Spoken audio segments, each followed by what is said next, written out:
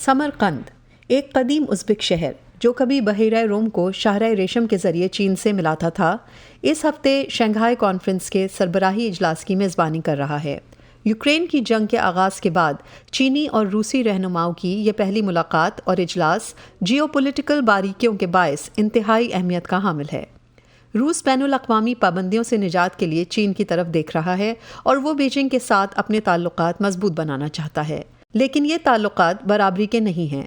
बाज़ तज्ज़ियाकारों का कहना है कि चीन रूस को मुआशी नहीं बल्कि सियासी पार्टनर के तौर पर देखता है। रूस और चीन के दरमियान तिजारत का हुजम क्या है? 143 बिलियन डॉलर। ये रूस का बेहतरीन पार्टनर है ना? और चीन और अमेरिका के दरमियान तिजारत का हुजम कितना है? वो एक दूसरे के हरीफ हैं, लेकिन फिर भी ये 700 अरब डॉलर है।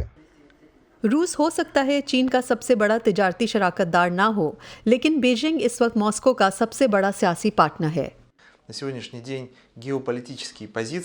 जोग्राफियाई और सियासी अमूर के लिहाज से रूस और चीन मगरिब और एशिया पैसिफिक खत्ते के बारे में एक जैसे ख्यालात रखते हैं। इन दोनों का अमेरिका के साथ ताल्लुक भी हरीफाना नौयत का है।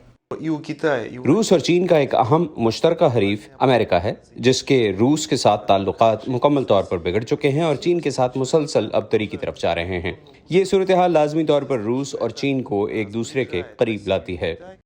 कोविड के आलमी बहरान के आगाज़ के बाद चीनी रहनुमा का ये पहला गैर मुल्की दौरा है और उज़्बेकिस्तान में इजलास मुनक्किद करने का फैसला इस इलाके की स्ट्रेटेजिक अहमियत को उजागर करता है।